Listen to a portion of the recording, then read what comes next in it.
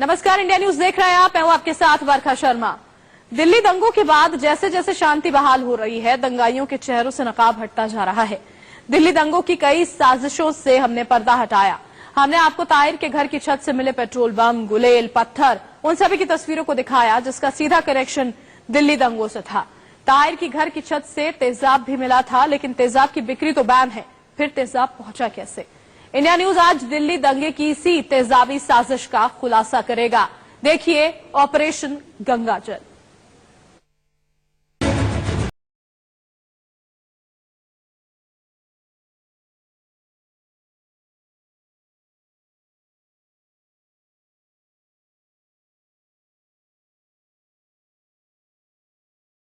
दंगे की इसी तेजाबी साजिश का खुलासा करेगा।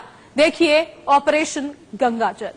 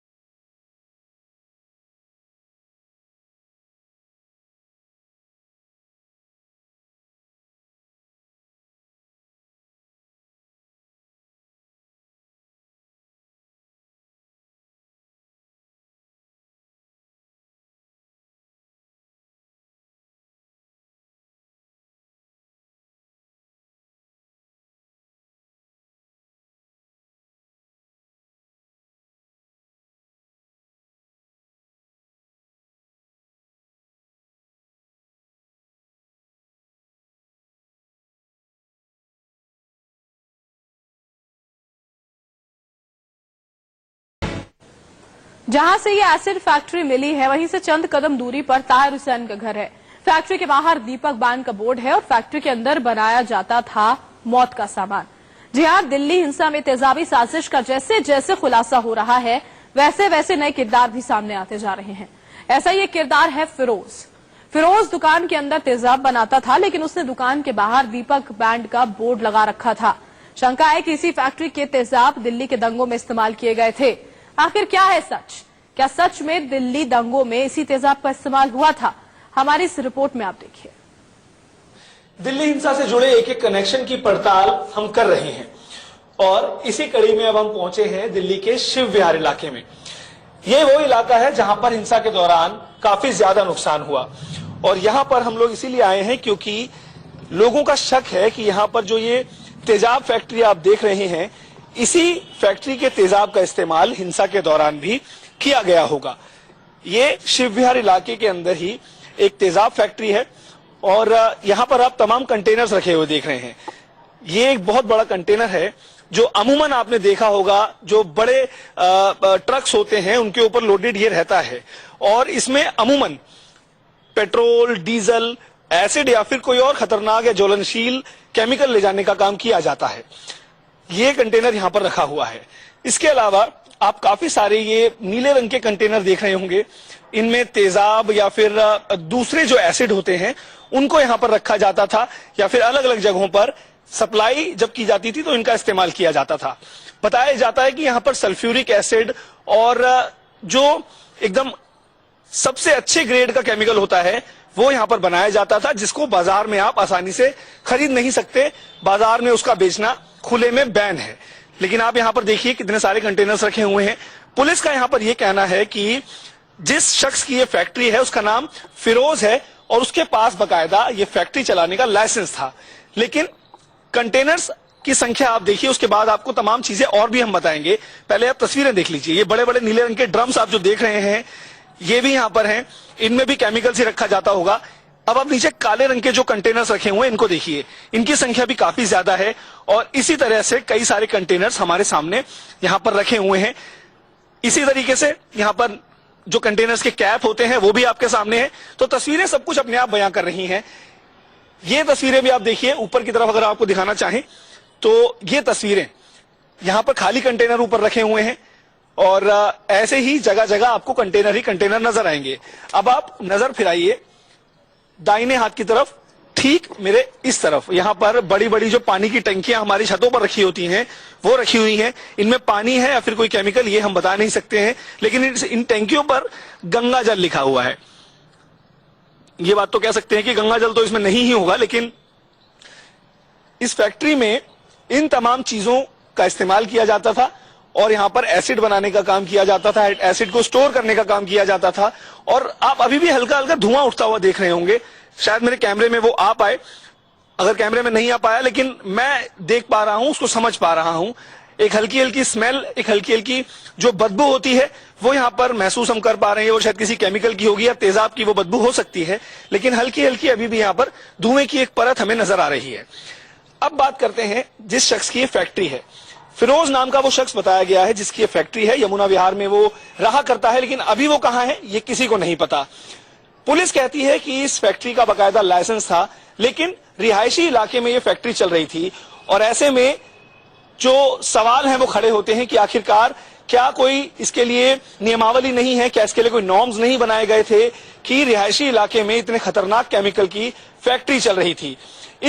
अगर हम तेजाब की बात करें तो लोगों का यहां पर यही शक है कि इसी फैक्ट्री के तेजाब का इस्तेमाल शिव विहार इलाके में जब दंगा भड़का, जब हिंसा हुई तो उसमें किया गया होगा। अगर हम आपको यहां की तस्वीरें दिखाने की कोशिश करें तो अब तमाम तस्वीरें आपके सामने हम फिर एक बार रखने की कोशिश कर रहे हैं। हालांकि अभी आपको सिर्फ यहां पर एक जला हुआ ट्रक नजर आएगा। ये एक बड़ा वाहन है और इसको भी हिंसा के दौरान आग के हवाले किया गया था, लेकिन क्योंकि लगातार हम इस इलाके में रिपोर्टिंग कर रहे हैं और कई इलाकों के अंदर बहुत ज्यादा नुकसान हुआ है और शिव विहार भी एक ऐसा इलाका है जहां पर हिंसा के दौरान बहुत ज्यादा नुकसान हुआ था। काफी लोगों की जान गई, काफी लोग लापता हुए और काफी जो प्रॉपर्टीज हैं, काफी जो वाहन हैं उनको आग के हवाले किया गया था। और इसी के चलते अब पुलिस इस पूरे मामले में इस एंगल से भी जांच कर रही है कि कहीं हिंसा के दौरान इस्तेमाल किया गया केमिकल या इस्तेमाल किया गया एसिड इसी फैक्ट्री से तो नहीं गया था, क्योंकि जो कंटेनर्स हमने भी वहां पर देखे नीले रंग के, उस तरीके के कई कंटेनर्स उन जगहों पर हमने देखे थे जहां पर हिंसा हुई थी, जहां पर तोड़फोड़ हुई थी, जहां पर आगजनी हुई थी। तो इस तरीके के तमाम कंटेनर्स हमने देखे थे और इसी के चलते इस फैक्ट्री पर सीधा सीधा शक जा रहा है कि कहीं जो एसिड इस्तेमाल हुआ था हिंसा के दौरान वो इस फैक्ट्री से या फिर इस तरीके की दूसरी फैक्ट्रियों से तो नहीं पहुंचाया गया था। बहरहाल पुलिस अब तमाम चीजें देख रही है और जिस शख्स की ये फैक्ट्री है उसको पकड़ने के लिए, उस तक पहुंचने के लिए भी पुलिस लगातार जगह जगहों पर दबिश दे रही है। कैमरा पर्सन अवधेश चौरसिया के साथ नरेश बिस्वानी, इंडिया न्यूज, दिल्ली। देखिए, दिल्ली दंगों में सिर्फ तेजाबी साजिश ही नहीं हुई थी, बल्कि साजिशों का ऐसा जाल बुना गया था जिसमें अब तक 45 से ज्यादा लोगों की मौत हो चुकी है। ऐसी ही साजिश का खुलासा इंडिया न्यूज ने किया था जब ताहिर के घर से पेट्रोल बम और तेजाब के पाउच इंडिया न्यूज के कैमरे में कैद हुए थे। हम आम आदमी पार्टी के स्थानीय निगम पार्षद ताहिर हुसैन की घर की छत पर मौजूद हैं और ये जगह जो कहलाती है खजूरी खास चांद बाग के ठीक सामने वाला ये इलाका है और यहाँ पर हम छत में मौजूद हैं। यहाँ पर आना हमारे लिए इसलिए बेहद जरूरी हो गया था क्योंकि जो तस्वीरें लगातार वायरल हो रही थी सोशल मीडिया पर, उसमें दावा किया जा रहा था कि ये इमारत ताहिर हुसैन की है और इसी के चलते हम यहाँ पर इस बात की तस्दीक करने के लिए पहुंचे। पता चला कि ये बिल्डिंग ताहिर हुसैन की ही है, लेकिन ताहिर हुसैन लगातार ये दावा करते रहे कि यहाँ पर जो दंगाई है वो इनकी छत पर जबरन चढ़ा है। लेकिन यहाँ पर जब हम छत पर पहुंचे तो तमाम चीजें हमने देखी। ये जो क्रेट है, इस क्रेट में कोल्ड ड्रिंक की बोतलें रखी हुई हैं, उनमें इस तरीके से कपड़ा लगाया गया है और अंदर डीजल, पेट्रोल, इस तरह की चीजें हैं। तो ये काफी ज्यादा ज्वलनशील पदार्थ है। देखिए इसमें तेजाब भी है और इसी तरीके से तमाम बोतलें हमारे सामने रखी, तैयार करके पहले से ये रखी गई थी। इस तरीके से तमाम क्रेट्स हमने देखी हैं, यानी कि ये पेट्रोल बम हमारे सामने बिल्कुल तैयार है। देखिए एक नहीं दो नहीं दर्जनों बोतलें जिनमें पेट्रोल है और इस तरीके से तैयार रखी गई हैं पेट्रोल बम की ये तमाम बोतलें। दिल्ली दंगों की साजिश को अंजाम देने वालों में एक सबसे बड़ा नाम जो आ रहा है वो है बाहरियों का। दरअसल जिन इलाकों में हिंसा हुई, इन इलाकों के बाशिंदों का ये कहना है कि हिंसा करने वालों के चेहरों को वो नहीं पहचानते। कई इलाकों में स्थानीय लोगों ने यह दावा किया कि दंगा करने वाले बाहरी थे। तो अब ये बाहरी कौन है, इनको बुलाने वाला कौन है? अगर ये दिल्ली में आए तो फिर इतनी सिक्योरिटी के बाद ये वापस कैसे फरार हो गए? बेगूसराय का, मगर लाइफ में ऐसा डरावना सीन आज तक नहीं देखा। टीवी में ऐसे ऐसे देखता रहा, ठीक है, मगर ऐसा डरावना सीन मैंने आज तक नहीं देखा। मैं यहाँ खड़ा हूँ ना, अभी भी मेरा पाँव वो कर रहा। कांप रहे हैं। ये 22 तारीख की शाम को बैठी थी 9 बजे और 25 तारीख की शाम को यहाँ से उठ के चली गई थी। 22 तारीख को बैठी, 23 तारीख रविवार को छुटपुट वारदातें शुरू हो गई थी। हाँ, यहाँ वारदातें मौजपुर में, चांदबाग में और भजनपुरा में और गोकलपुरी में यहाँ छुटपुट वारदातें चालू हो गई थी। सोमवार मंगलवार को फिर ये विकराल रूप ले लिया। बहुत ज्यादा ले लिया था और ऐसा बहुत दुख की बात है कि पेट्रोल पंप में आग लगा दिया, किसी का बेटा मर गया, किसी का भाई मर गया। तो ऐसे लोगों से अपील है कि ऐसा ना करें कभी भी आने वाले से। ये जो रास्ता है जाफराबाद मेट्रो स्टेशन सीधे सीधे कहाँ तक निकलता है? ये यहाँ से मौजपुर निकलता है, कबीर नगर निकलता है, गोकलपुरी निकलता है, भजनपुरा, चांदबाग और ये सीधा वजीराबाद चला जाता है। 24 तारीख का था। डर तो इतना था कि आज खड़े हैं तो हम तो कह रहे हैं बजरंगबली की कृपा जो बचे हैं। बजरंगबली की कृपा है, उन्हीं की बचा।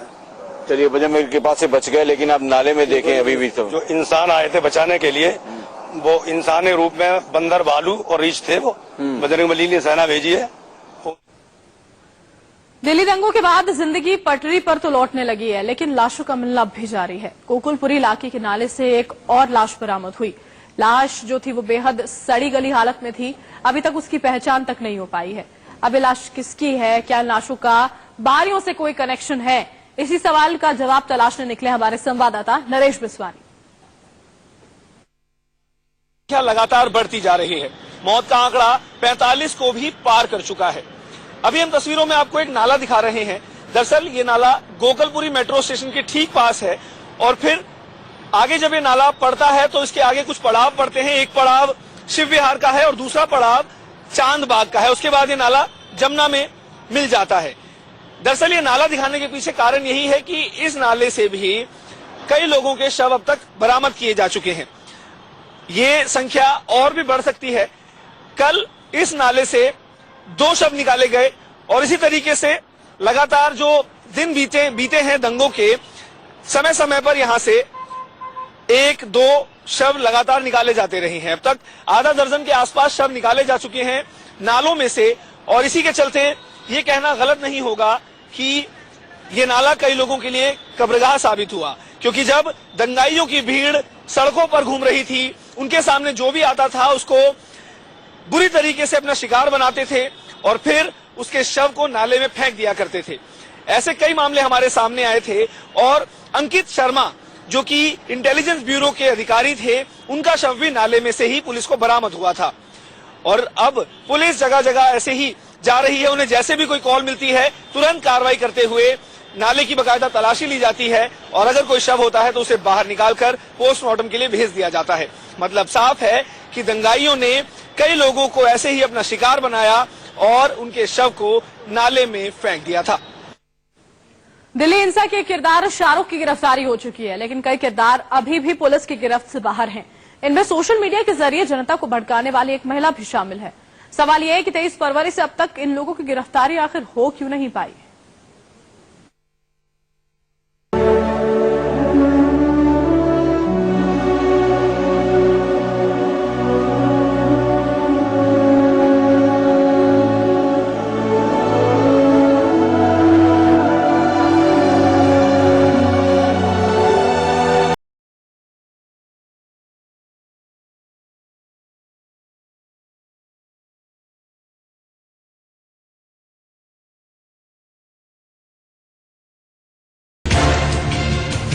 एक माँ की आंखों में आंसू, भाई के दिल में उमड़े जज्बात और बच्चे के इस मायूस चेहरे के गुनाहगार कौन हैं?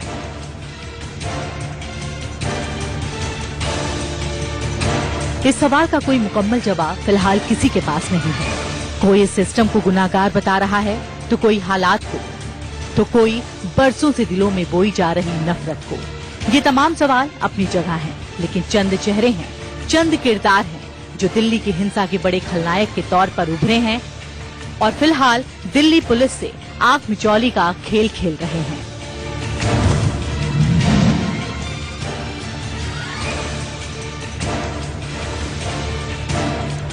तेईस फरवरी से दिल्ली के चांदबाग में कुछ लोग आगे आकर उपद्रवियों को भड़का रहे थे, जिसमें एक अहम किरदार के तौर पर आम आदमी पार्टी के चांदपुर से पार्षद ताहिर हुसैन का नाम खूब उछला।